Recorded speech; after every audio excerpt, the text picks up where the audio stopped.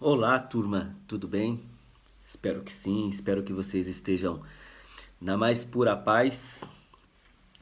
Já desde já peço algumas paciências, estou meio gripado primeiramente. Espero que não seja essa bexiga desse vírus, né, que está arrebentando aí, né? Vamos falar logo assim, arrebentando com não só com o nosso Brasil, e sim com o planeta inteiro, né? Embora alguns casos aí, como na China aí, já está começando a ficar melhor a situação deles, né? Parece que eles já não estão mais tendo mortos, etc. Segundo as informações aí que eu também estou acompanhando, né? Eu até deixei de acompanhar um pouco, porque senão você fica doido, né? Vocês devem estar tendo essa mesma sensação aí. Ninguém aguenta mais falar desse Covid. É claro que é importante nós estarmos atentos, estarmos informados, mas quem aguenta 24 horas falando desse Covid aí, você é louco. Eu fiquei um pouquinho gripado, espero, né, que seja devido à vacina que eu tomei a vacina da gripe, e desde então eu sinto um pouquinho de gripe, né? Mas vamos lá, pessoas. Vamos seguir o barco, vamos tocar em frente, é isso daí. Primeiramente aqui eu quero agradecer a presença de vocês, a permissão de eu estar aqui no celular de vocês, né, pessoal, no computador, enfim, cada um à sua maneira, tá certo? Peço também a paciência, isso aqui para mim é algo novo, eu nunca me imaginei gravando vídeo, dando aula olhando para um celular. É algo até assim, a EAD, né? Essas aulas remotas, aula à distância, essa questão de estude em casa, é algo que já está no mercado faz tempo, né? Porém, eu nunca havia estudado à distância, mesmo nas duas faculdades que eu fiz, na pós-graduação, no mestrado agora, é sempre presencial. Acho que aumenta, né, o network, você conhecer as pessoas, eu acho que o aproveitamento é melhor, isso na minha concepção. Mas é uma tendência, né, principalmente para o professor, isso aí é uma tendência é, de fazer aulas online, né? Aulas remota, aulas gravadas, não tem jeito. A gente vê aí universidades, por exemplo, a Uninove está cheio de cursos em EAD, tem tanto a pós-graduação que eu fiz de docência, ela tinha presencial, semipresencial e tinha à distância. Eu fiz presencial, é uma escolha minha, eu gosto, né? Apesar que você se desloca para a escola, para a faculdade, gasta dinheiro, mas eu prefiro, eu gosto. Lembrando que, lógico, tem cursos que não dá para ser, não, nem pode ser à distância. Tem cursos que já pode, né? Então eu peço para vocês aí um pouco de paciência, é a minha primeira vez. Nunca, volto a dizer, tinha estudado e nem feito isso. Eu sou acostumado a olhar no olho de cada um, a apontar, a tá vendo as pessoas, a interagir com as pessoas. Então estou aqui, estou tentando me adaptar também em meio a esse caos, né? E você vê aqui, tô dentro de casa, tô gravando aqui no meu celular que está em cima dos meus livros para poder apoiar. Eu não tenho um tripé que possa apoiar, que possa segurar. Eu não tenho um foco que possa clarear melhor o meu rosto, enfim, para poder estar fazendo um vídeo de qualidade, né? E levar para vocês aí uma qualidade melhor. Então, infelizmente, eu não tenho, até não tem nem aonde comprar. Tá tudo fechado, né, para comprar um tripé, um foco, uma maneira que pudesse ficar melhor, até uma câmera melhor, enfim. Então eu peço primeiramente a colaboração, a paciência. Peço que todos se esforcem também. Eu sei que para vocês também não é fácil assistir aí no celular, no computador, não é verdade? Então assim, não tá fácil para ninguém. Eu sei também que a situação financeira não tá legal, assim como a minha. Eu trabalho para três instituições de educação. As três estão fechadas, né? Então você já imagina como está a minha situação, que moro sozinho e tenho tantas coisas para saldar no final do mês. Então, se agora que a Frei começou a fazer, né, a Frei Galvão começou a fazer essas aulas online, mas vocês imaginam como é que não é o salário do professor agora, né? À distância. Enfim, mas é o que tem. Então, apesar das dificuldades, vamos seguir em frente, tá bom? Vamos todos caminhar, vamos perseverar, vamos de alguma forma, daqui a pouco isso também será superado e de alguma forma nós vamos estar firme e forte, tá bom, pessoas? Então eu peço, por favor, peço um pouco de paciência, colaboração. Também peço que vocês estudem, que busquem mais fontes, ok? Para que nós possamos atingir esse objetivo proposto, que é a nossa formação de técnico em enfermagem. Eu, inclusive, trabalhei a noite inteira, estou gravando aqui agora, antes de dormir, agora é cedo, acabei de chegar em casa, agora é mais ou menos ali 9h40 da manhã, trabalhei a noite inteira, estou trabalhando no Albert Einstein, é o que tem para hoje, né? Eu não queria mais atuar na área e só trabalhar assim como professor, mas é o que se emprega hoje é a área da saúde. Então é por isso que eu peço para que vocês, para que perseverem. Esta é a profissão do futuro. Eu enxergo assim, seja para você dar aula, que é o que eu vivo agora, trabalhando em hospital, por quê? Essas pandemias sempre existiu e sempre existirá. Isto é inevitável. Lembra na época do HIV? Eu trabalhava na época do HIV. Era um surto, era um desespero, todo mundo morria de medo. Estava lá trabalhando. E é lógico que se vai criando várias técnicas e protocolos e EPIs para que o profissional possa trabalhar, entendeu? Então nós estamos aqui para isso. Por que você quer fazer enfermagem? É para lutar exatamente na frente dessas guerras. Esta é a nossa vocação. Então temos que lutar, vamos para cima, vamos terminar esse curso que também tem recompensas financeiras.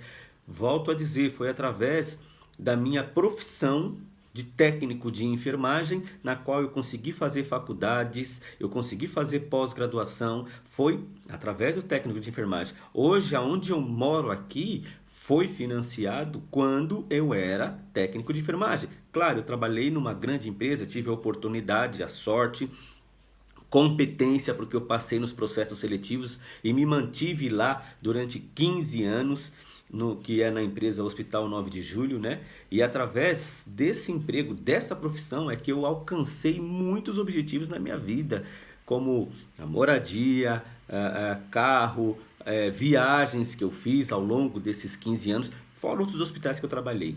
Então é assim, tem recompensa financeira, tem reconhecimento sim, e você veja hoje o quanto se aplaude, né? O quanto se agradece, o quanto se parabeniza para os profissionais da área da saúde. E é por isso que você também tem que fazer parte disso. Você escolheu isso. Não tem que adiar o curso, não tem que trancar o curso. Esta é a minha visão.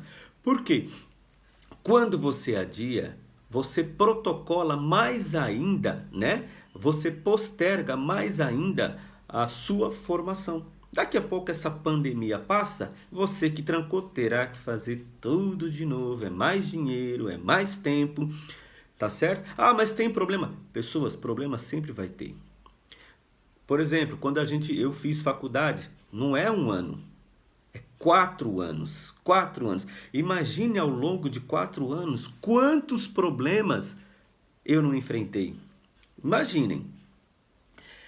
Problemas financeiros, problema com a família, problema de separação que eu tive aqui, abrindo uma particularidade da minha vida.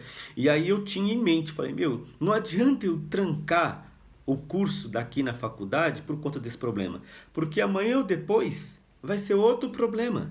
Esse negócio de, eu dou uma trancada agora, resolvo os problemas, depois no próximo semestre, no ano que vem eu volto. Lá no ano que vem, no próximo semestre, terá outro problema. Não vai ser a pandemia, não vai ser o coronavírus, mas vai ser outro problema, né? Vai trocar o tema, mas a nossa vida sempre terá problema. Então eu peço, claro, diante da realidade de cada um, né? Eu peço que perseverem. Isso será retorno para você de algo que você está investindo. Você está investindo nisso.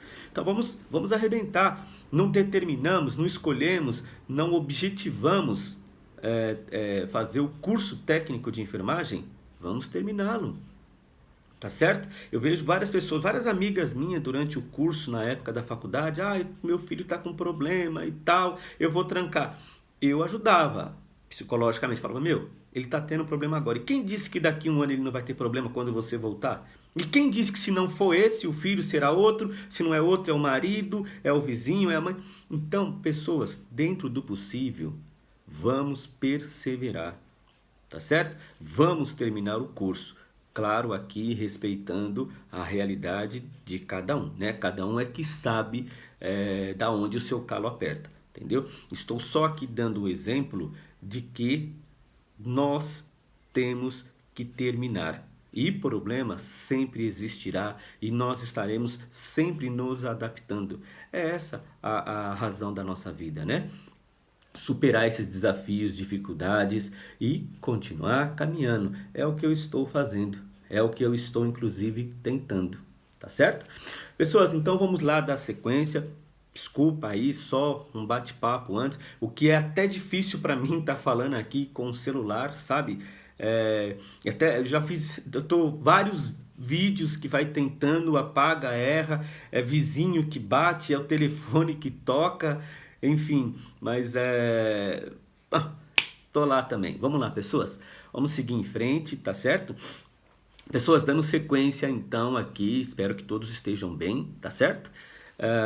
Vou aqui, pessoas, deixar em aberto o meu telefone, todo mundo sabe meu telefone, inclusive passei a nota da primeira prova em média para vocês, né? Passei a nota da média, então meu canal pessoal, que é o meu celular, está aberto. Também tem o fórum, que esse é que é o indicado mesmo para tirar dúvidas, para algumas observações, perguntas, dúvidas, é através do fórum da plataforma da escola, tá certo? Mas vocês sabem que eu deixei com vocês, a única turma, eu deixei com vocês meu telefone pessoal, na qual vocês podem tirar dúvidas. Eu prometo responder, só não prometo responder na hora, porque eu tenho muitos alunos, tenho muitas coisas, estou trabalhando aqui de casa, tá certo? Mas sim, está aberto o meu telefone pessoal para responder vocês. Tudo para que nós possamos, de alguma forma, seguir em frente, tá bom, pessoas?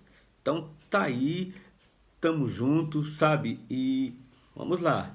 Vamos em frente, ok? Quem ainda não sabe a nota, porque assim o sistema ainda está sendo atualizado, então quem não sabe a nota pode chamar no WhatsApp aí, o pessoal que tem o meu número, quem não tem pode pegar, a representante de sala sabe o meu número, eu tenho contato direto com ela, é só pedir para ela e me chamar no particular e assim que possível eu estarei respondendo, ok, pessoas? Tá certo? Aqui vai ser tranquilinho, vamos fazer então um estudo dirigido mais tranquilo, tá? Isso também exige do aluno também de buscar mais fonte, mais estudos, né? Através de livros, se for da internet, atenção, tem que ser fonte que tem referências bibliográficas, referências oficiais. Por exemplo, aí o Cielo, o Google Acadêmico, tem também, lógico, no YouTube, mas cuidado com a fonte, porque você sabe que o canal do YouTube, como eu estou aqui, qualquer um pode abrir um canal, né? Então, cuidado com as informações, cuidado com o canal com que vocês acessem, para que busque fontes fidedignas e originais, tá bom? Que são pertinentes e verdadeiras, tá certo? Mas sim, estudem, ok, pessoas? Eu vou tentar aqui levar para vocês aqui o que é bem objetivo, tá bom? E logo tudo isso vai passar, eu tenho fé em Deus e nós estaremos todos juntos mais uma vez, dentro da sala de aula, pessoalmente, que é isso que me faz bem, é isso que me agrada, ok? Pessoas, começando então a matéria aqui, eu vou começar com um tema chamado interação medicamentosa, tá certo? O que seria interação medicamentosa, tá certo? Interação medicamentosa é um evento clínico que ocorre quando um fármaco é associado com outro, ou até mesmo alimento, bebida, ou até uma ação do ambiente, isto é, interação medicamentosa. O que é interação medicamentosa? É exatamente um evento clínico que muda a ação-reação de um fármaco. E isso ocorre fármaco com fármaco, que é medicamento, medicamento. Nós aqui, a partir de agora, vamos usar muito esse termo fármaco, tá bom? Então, é um evento clínico que ocorre mudando a ação-reação do fármaco pela presença de outro fármaco, alimento, bebida, ações ambientais e etc. Ok? Isto é interação medicamentosa.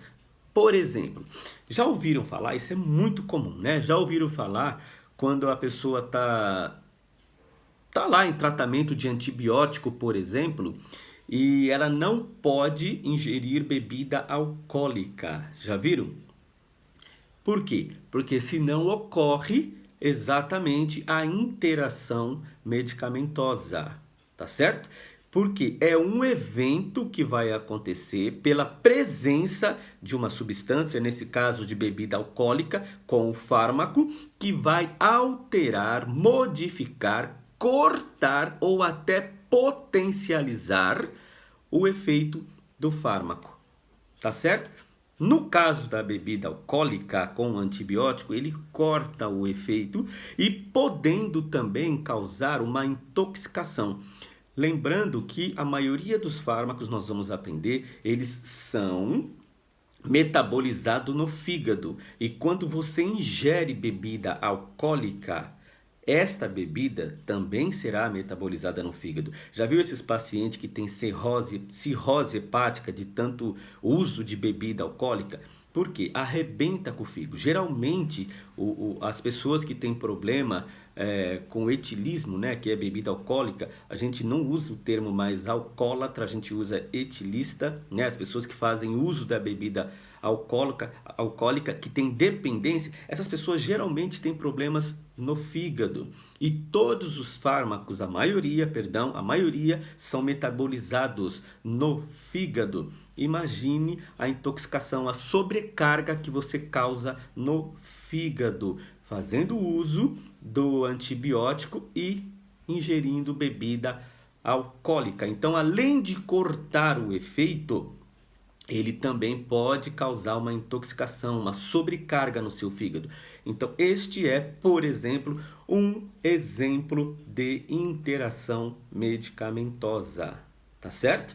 Então, interação medicamentosa é isso. E tem muitos casos também que além dessa intoxicação, além de cortar, olha um exemplo, outro que corta, por exemplo, fármaco com fármaco, né? Eu falei fármaco com bebida, que é um dos exemplos que pode ocorrer a interação medicamentosa, fármaco com fármaco. Olha só, por exemplo, a inalação. A pessoa quando está fazendo inalação, normalmente é comum lá, né, aquele copinho bonitinho que fica aqui, e aí tem o soro, se coloca o soro fisiológico a 0,9%, enfim, 10 ml, 5 ml de soro, conforme a prescrição, e aí se coloca umas gotinhas, conforme a prescrição, 10, 15 gotinhas, vocês vão ver que é com 2 fármacos, o Berotec e o Atrovent. Na verdade, quem faz o efeito mesmo ali é o Berotec. Berotec que ele dilata ali os seus alvéolos pulmonares para ajudar na respiração, para umidificar todo esse sistema respiratório seu junto com o soro fisiológico. O problema é que todo fármaco também tem efeitos colaterais. E o Berotec, ele dá taquicardíaca, ele dispara o seu coração, ele faz com que a sua frequência cardíaca aumente. E aí, geralmente, é comum os pacientes sentir essa frequência alta, essa sensação de mal-estar. E é por isso que se faz, junto com o Berotec, o Atrovent. A função do Atrovent aí, nesse caso, é exatamente uma interação medicamentosa. O que ele faz? ele inibe, ele diminui ou até mesmo corta esta taquicardíaca. Então, nesse caso, a interação ela é proposital, ela é premeditada pelo médico na hora da prescrição. Então, para que você durante a inalação não sinta essa, né, essa sensação horrível, né? Não sei se alguém já sentiu, é uma sensação horrível, parece que, né, é feito o atrovente junto, para que ele interaja junto com o Berotec, a fim de cortar o efeito, assim de diminuir essa reação, né, que o Berotec causa na sua frequência cardíaca. Esse é mais um exemplo, então, fármaco com fármaco, da interação medicamentosa. E nesse caso, veja, ela é proposital. No caso da bebida alcoólica, não é indicado. No caso da inalação, por exemplo, é indicado, é premeditado, é prescrito para o médico. Para quê? Para cortar a ação do outro. Ou seja, o Berotec continua agindo, mas ele não vai causar essa ataque cardíaca por conta da interação do atrovente que foi feito junto, tá certo? Então veja só, nesse caso é o antagonista. Então essa interação medicamentosa também tem o efeito antagônico, ou seja, para cortar o efeito do outro, tá certo? Isso fármaco com fármaco. É nesse caso, quando um corta o efeito do outro, quando um diminui os efeitos do outro, ou sei lá, aquela reação adversa que ele diminui fármaco com fármaco, chama-se antagonista. Um fármaco pode ser antagônico em relação ao outro, tá certo? Ou seja, corta o efeito. Podemos responder na prova, pessoas, de maneira bem popular, tá certo? Desde já aqui, de repente, nós vamos ter alguns termos técnicos e eu peço para vocês o seguinte: o que acontece? Nós, a maioria das vezes, vamos trabalhar com senhores de idade, senhorinhas, etc. Adianta, por exemplo, eu chegar numa senhorinha e falar: olha, a senhora teve um epistaxe, por conta disso a sua frequência cardíaca passou da relação da referência normal, então, né? Ou seja, ficar falando um monte de termo técnico, chegar, olha, a senhora está com cefaleia por conta da vasoconstrição, dilatação que foi feita na sua caixa craniana, enfim, não. Nós vamos trabalhar com populares, então vamos usar termos populares. Eu mesmo vou trazer para vocês aqui muitos termos populares e não só técnicos. Devemos saber técnico? Sim, de repente profissional para profissional, de repente numa entrevista, por exemplo, né, temos que saber termos técnicos, mas não adianta você saber termo técnico e responder besteira. Como tem muito termo técnico, às vezes as pessoas se confundem e acabam respondendo besteira. Então o que acontece? É melhor você falar um termo popular correto do que falar um termo técnico errado, não é verdade? E principalmente para com os nossos pacientes, né? Como eu disse, se eu chegar lá na minha mãe tem 68 anos, se eu for falar com a minha mãe lá um monte de termo técnico e vou orientar ela dessa forma, o que ela vai entender? Então nós temos que falar de maneira popular, principalmente para com o paciente. E eu vou trazer aqui termos populares e na prova também você responde à sua maneira com termo popular, porque é melhor, volto a responder, e isso inclusive aí no mercado de trabalho, viu? É melhor você responder um termo popular, lógico, com coerência, popular, correto, certo, com coerência, do que você responder um termo técnico, achar que é o, né? Vou responder só termo técnico e acabar falando besteira. Então, cuidado. Ok? Então vamos lá. Então nesse caso aqui, voltando um pouquinho de novo, do antagonista, que no caso nós estávamos falando aí do Berotec e Atrovente. Então, que é o antagônico? É ao contrário, ele corta o efeito, ele diminui o efeito. Então, essa interação fármaco com fármaco pode ter um resultado antagônico, ou um resultado que corte um efeito do outro, ok? Tem outros fármacos que causam a sinergia. O que é isso? Ele potencializa o efeito do outro, tá certo? Então existe fármaco com fármaco que causa o antagonismo, que corta o efeito, que diminui o efeito, enfim, e tem o que causa sinergia, ou seja, o que potencializa a reação do outro fármaco. Por exemplo, vou dar aqui um exemplo, por exemplo, noradrenalina, que daqui a pouco nós vamos falar mais para frente sobre a noradrenalina. A noradrenalina é um fármaco de droga vasoativa, tá certo? Que ele faz com que a sua pressão suba através da vasoconstrição. Então a sua pressão sobe. Só que com isso os seus vasos fecham, já que ela causa a noradrenalina, ela causa a vasoconstrição, ela fecha os seus vasos. Isso o seu coração tem que fazer mais força para empurrar esse sangue, para fazer com que esse sangue circule. Então é comum associar noradrenalina, que vai ficar lá na bomba de infusão, recebendo, depois nós vamos aprender direitinho, associada num outro sorinho com a dobutamina. O que acontece? Um vai ajudar a subir pressão, né, que é o caso da nora, e a dobuta, que é um cardiotônico, ajudará o seu coração a ficar mais forte e ajuda também um pouquinho com isso a pressão subir. Isso é um exemplo, por exemplo, um exemplo para que um fármaco seja sinérgico a outro, potencialize o efeito de outro. É lógico que tem vários efeitos, tem vários exemplos, né, de fármaco com fármaco que causa sinergia, fármaco com fármaco que causa o antagonismo, que corta o efeito ou que potencializa. Tudo isso é interação medicamentosa, ok? A interação medicamentosa, ela também pode ocorrer com alimento. Veja cá um exemplo.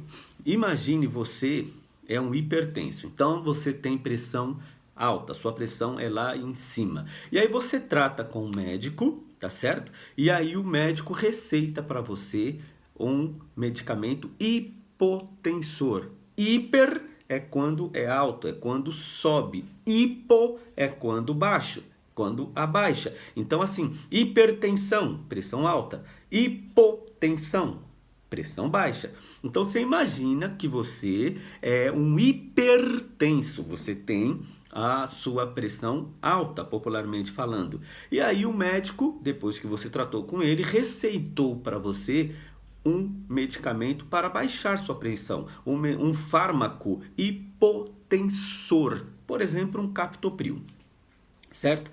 Associado com isso, você precisa fazer uma dieta hipossódica.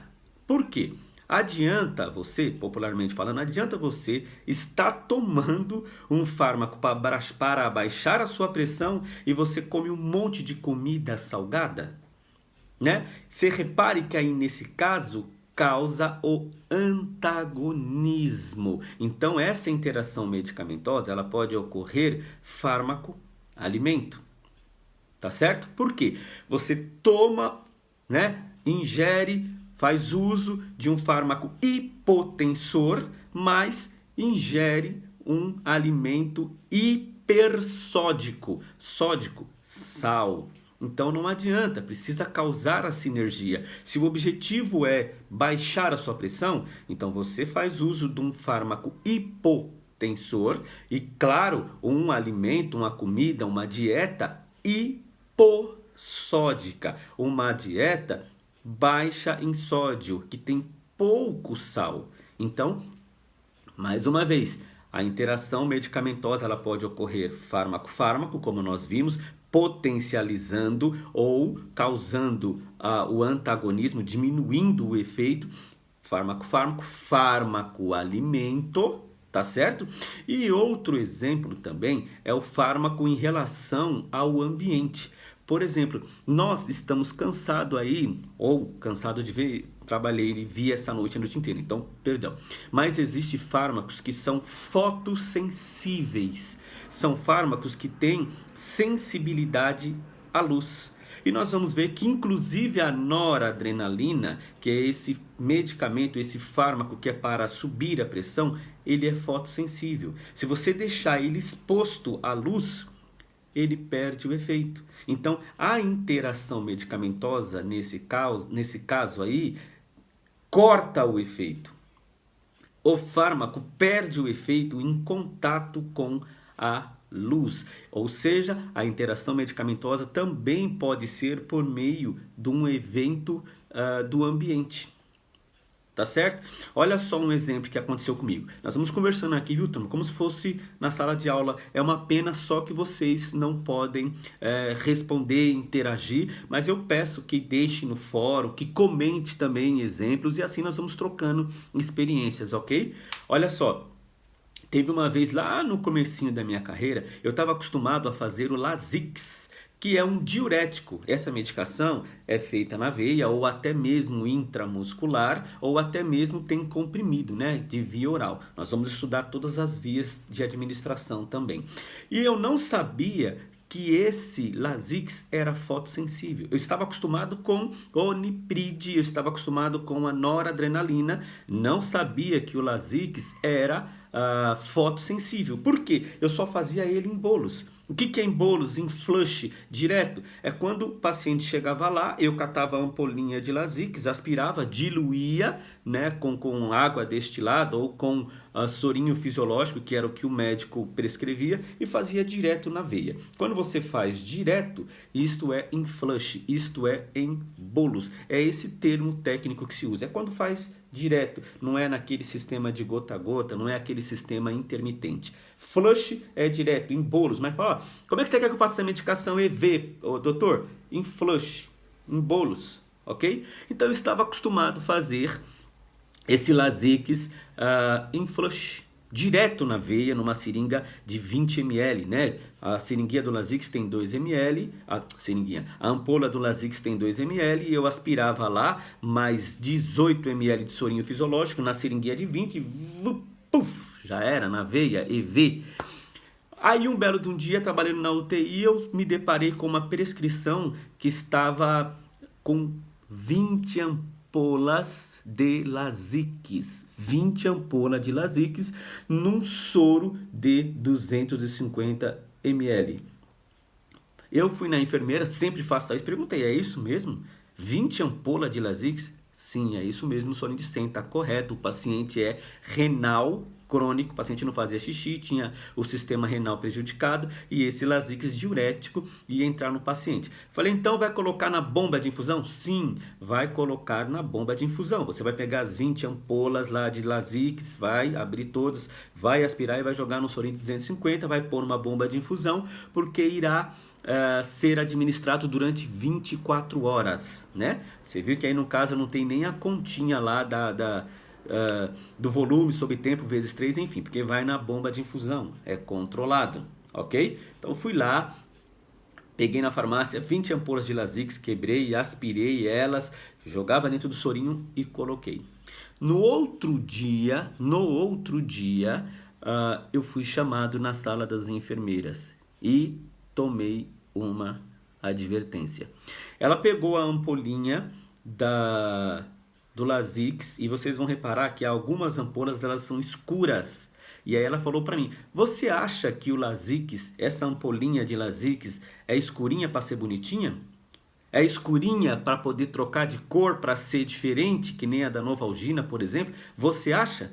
Você acha que essa é só para ser escurinha? Você acha que a do Plasil é branquinha à toa? Escolher? Não, é porque ela é fotossensível.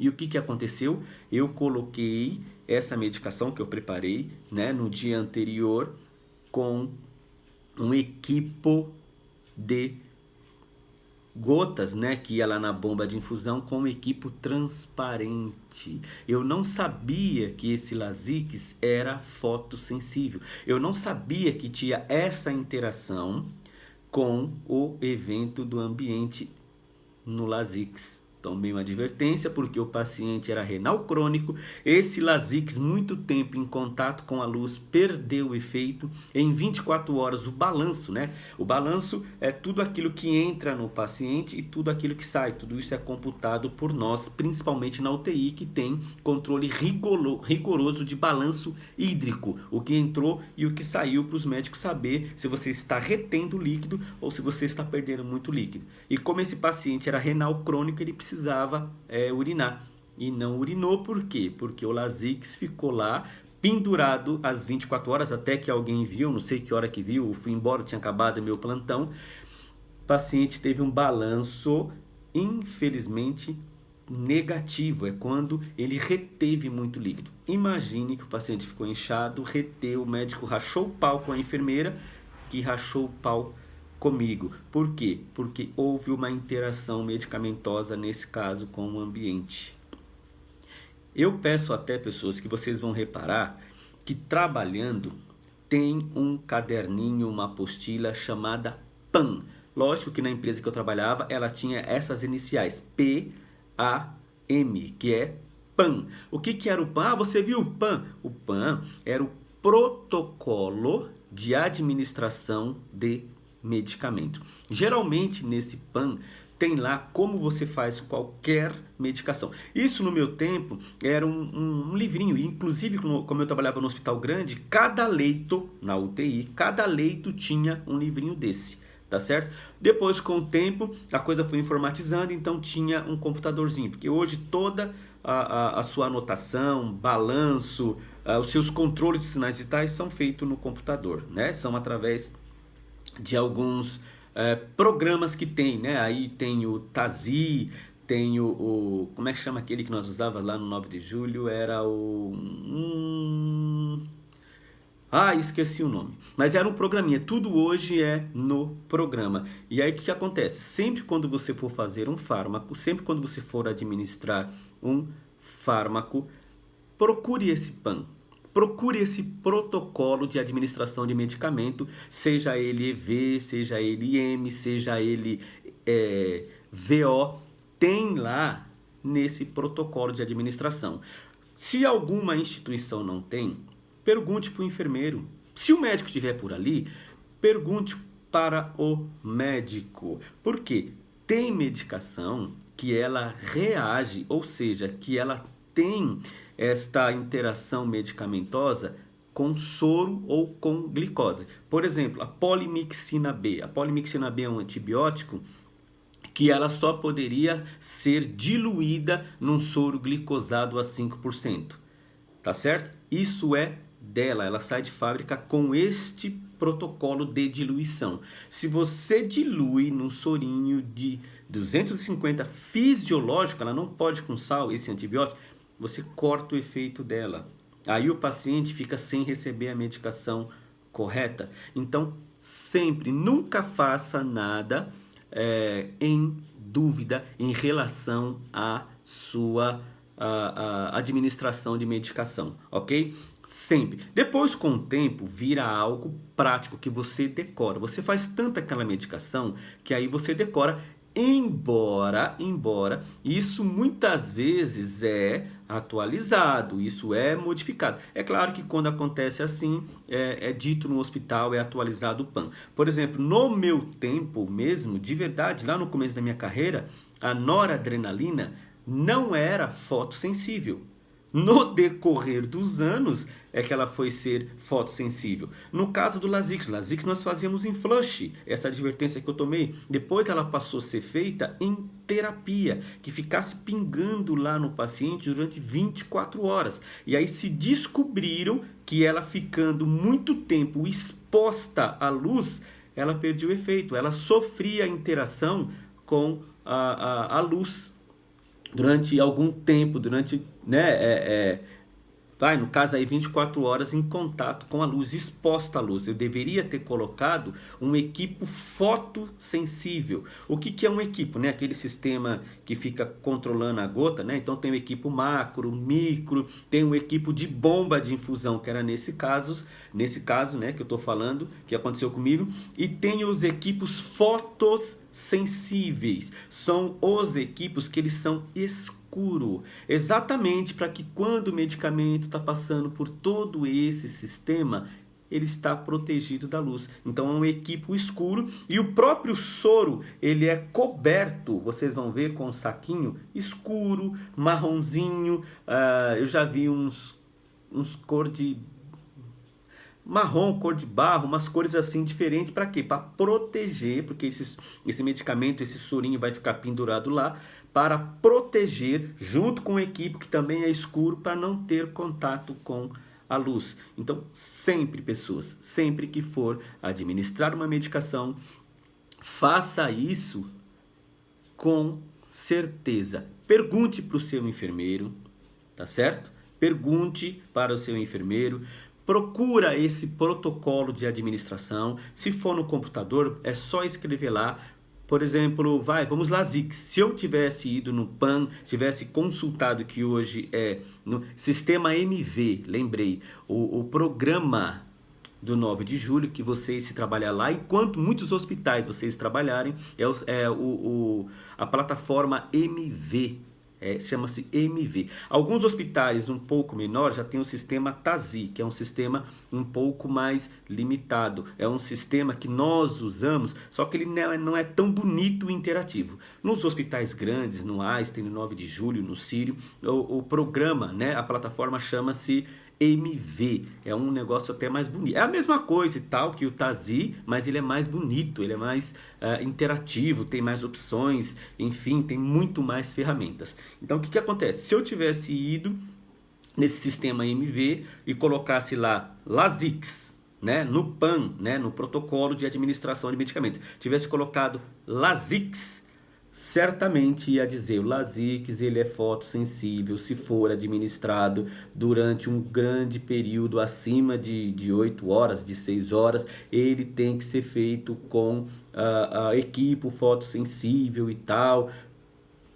Tudo isso está escrito nesse protocolo. Então, aqui na questão da interação medicamentosa, tá certo? Que nós sabemos o que é agora. E sempre a dica, sempre, isso é cuidados de enfermagem, sempre olhar no protocolo, perguntar para o enfermeiro ou até mesmo para o médico se essa medicação dilui dessa forma, se é isso mesmo que ele quer. Porque sabe o que acontece? Já houve situações do médico prescrever errado ao longo da minha carreira. Já teve situações do médico prescrever errado, porque eles também erram, e eu segui o médico, fui e fiz.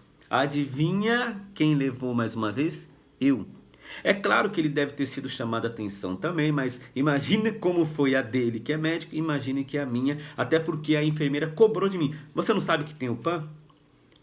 Quem fez a medicação foi você, você é o responsável, né? Foi bem assim que ela falou comigo. Eu falei, nossa, mas o médico prescreveu. Então, mesmo quando o médico prescreveu, você tem que olhar no PAN e tem que tirar dúvida. Tá certo, pessoas? Outro cuidado também em relação à interação medicamentosa é que ela ocorre aqui no seu organismo, como eu estou falando para você, de potencializar ou até mesmo cortar, diminuir o efeito, ela já ocorre também no preparo. Por exemplo, se eu pegar um Plasil, você olha lá na prescrição médica, está dizendo assim, ó, Plasil às 8 horas da noite EV.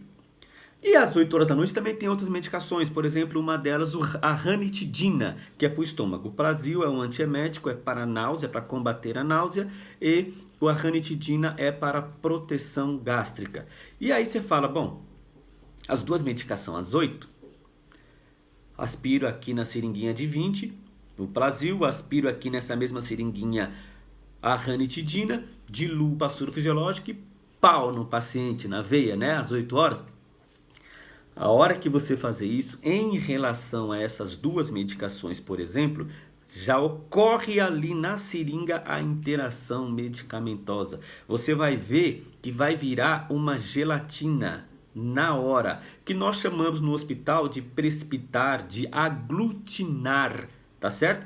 O que acontece? Quando uma medicação dentro da seringa já entrar em contato com a outra, ela vira essa situação gelatinosa. Ela vira uma substância gelatinosa que você não consegue nem empurrar para tirar de dentro da seringa, tá certo?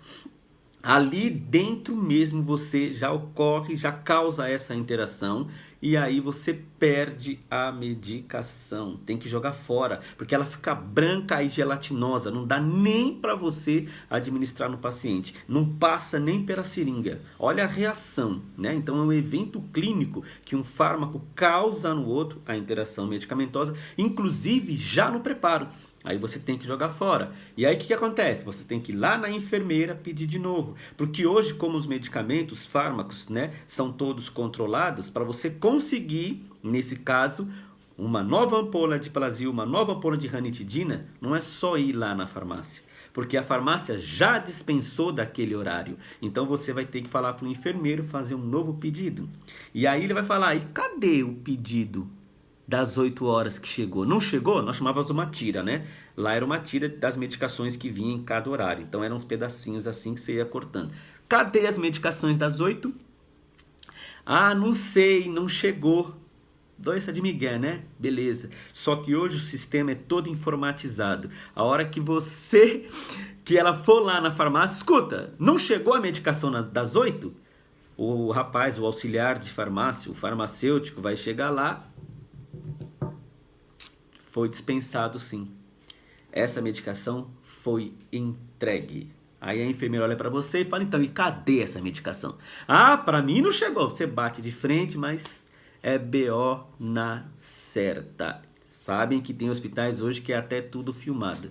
Então, o que acontece? Você vai tomar uma dura. Certeza. Então, mesmo no preparo, pode ocorrer a interação medicamentosa, então prepare cada medicação em seringas diferentes, mesmo que dê 10 seringas ali para as 8 horas, mas tem que ser assim. É claro que também trabalhando nós iremos perceber que tem medicação que não faz o efeito sinérgico, antagônico e nem essa precipitação quando você está preparando. Por exemplo, a Novalgina. A Novalgina, ela é boazinha, é a mais tranquilinha, é a que não briga com ninguém, nós falávamos trabalhando, né? Numa brincadeira. Então, por exemplo, se nesse caso dessa medicação fosse Plasil e Novalgina, eu poderia aspirar na mesma seringa, porque elas não interagem nem ali no preparo e nem no organismo. Eu administrando as duas juntas de uma vez no paciente, que é no sorinho, na verdade, o Plasil, com a Novalgina lá dentro, cada uma vai fazer o seu efeito.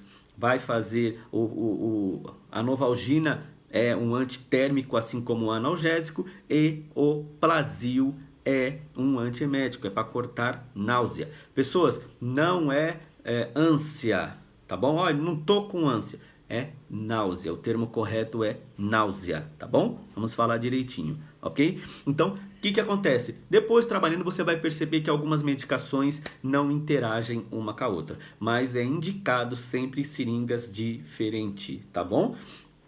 Claro que tem casos aí que o médico, no caso que eu falei lá atrás, do Berotec e Atrovente, para fazer junto. O Plasil com a Novalgina se faz junto, porque é no sorinho, o paciente chega lá com febre, com náusea, com dor. Então é feito o Plasil com a Novalgina junto.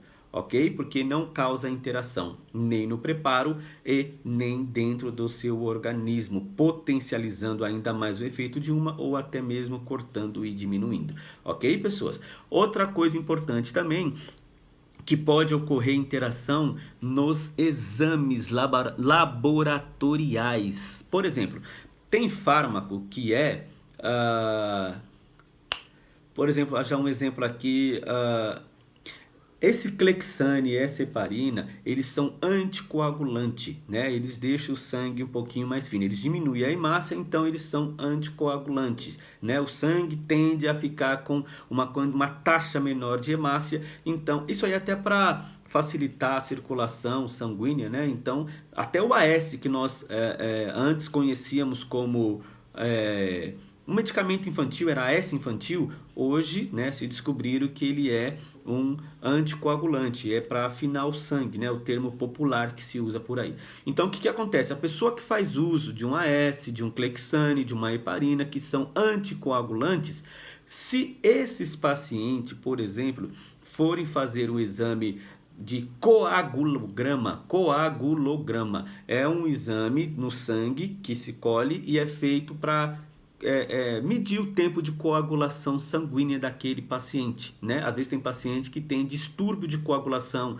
tem plaquetopenia, então faz esse exame, inclusive no hemograma, uma das partes do hemograma vê isso, e aí o exame também de TSTC, que é tempo de sangramento e de coagulação. O que acontece? Nesse caso aí, a maioria dos pacientes que vai operar, que vai fazer uma cirurgia, até uma mulher que vai ter aí filho, né, através de cesárea ou até mesmo de parto normal, eles escolhem esse exame chamado TSETC, tempo de coagulação, tempo de sangramento. E o que acontece?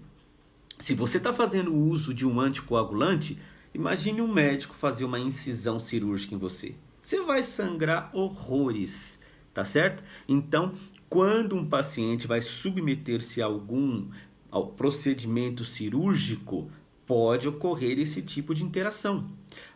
Tanto o resultado do exame vai vir alterado, por isso que é bom você estar sabendo o que o paciente está tomando, porque seu paciente está ali com distúrbio de coagulação, ele está tomando ele está tomando o anticoagulante, é lógico, né? A enfermeira também vai informar isso, porque o laboratório, todo o exame que dá alterado, o laboratório liga para a enfermeira, e aí a enfermeira sabe, olha, deu alterado esse exame, lógico, já era esperado, porque ele estava tomando um anticoagulante. E aí, se o paciente for fazer uma cirurgia, com o uso desse anticoagulante, exatamente para que ele não sangre muito durante a cirurgia. Ok, pessoas? Trouxe aqui alguns exemplos, tá certo? Do que é interação medicamentosa, como ela ocorre, o que é interação medicamentosa, ok, pessoas? E alguns exemplos da vivência na prática e algumas orientações. É assim que será as nossas aulas de farmacologia, tá bom? Muito obrigado, que Deus abençoe vocês. Me perdoe aí no começo aí algumas conversinhas, né, que foram fora da nossa aula, mas é isso aqui, pessoas. É essa troca, né? Eu vou tentar, porque não é fácil olhando para o celular, eu vou tentar me comportar como se eu estivesse aí na sala conversando com vocês. É uma pena que eu não posso ouvir de vocês, mas eu peço que deixe aí a experiência de vocês, o que vocês já vivenciaram ou algum familiar vivenciou em relação a essa questão da interação medicamentosa. Ok, pessoas? Deus abençoe, paz, tamo junto, amém.